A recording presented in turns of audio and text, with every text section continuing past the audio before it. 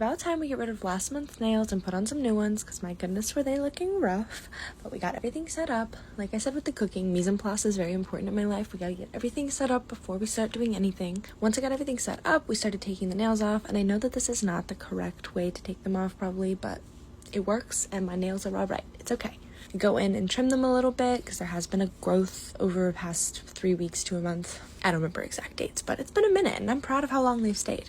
File them down a little bit to just get off any excess stuff. I don't push my cuticle back with this little wooden stick, and I'll go back in with the file, but I didn't show that. Then you measure all of the nails to fit your fingers. If they don't fit, then you file them a little bit to make them fit, but they fit mine fine. This is the primer that I use. I'll have everything linked or something very similar linked in my storefront if I can't find the exact product.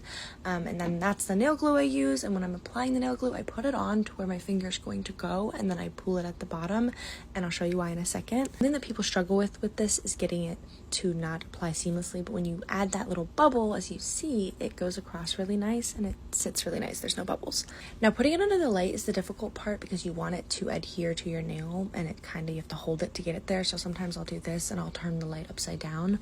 The Beetles gel kit that I'm actually used, not sponsored, but it comes with this little mini light, and I'll show you guys in a second, that helps it to be a little bit easier to apply the nails. I don't have this one plugged in at the moment, but you get the gist. You can hold it with one hand and apply it. It only needs to be under the light for a few seconds and then you can let it go. But anyway, once they're all applied and attached, you're gonna cut them. And when I cut them, I just do like they do at the nail salon. You just measure each side to make sure the nail on one side is even to the other side as you cut them along.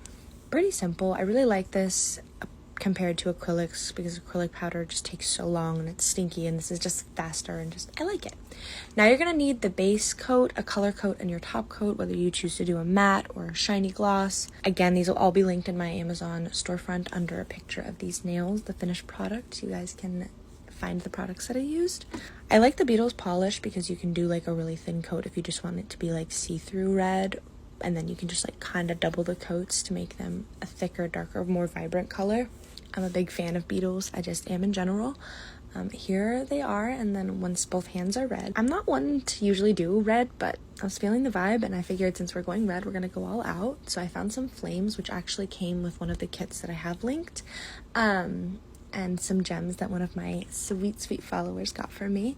And so here's the before and the after. Oh my god, y'all, I love that. I love that. Anyway, I hope that helped. I hope that made sense. Put comments down below if you have more questions. I'll be free to answer more questions, but I love them, and like I said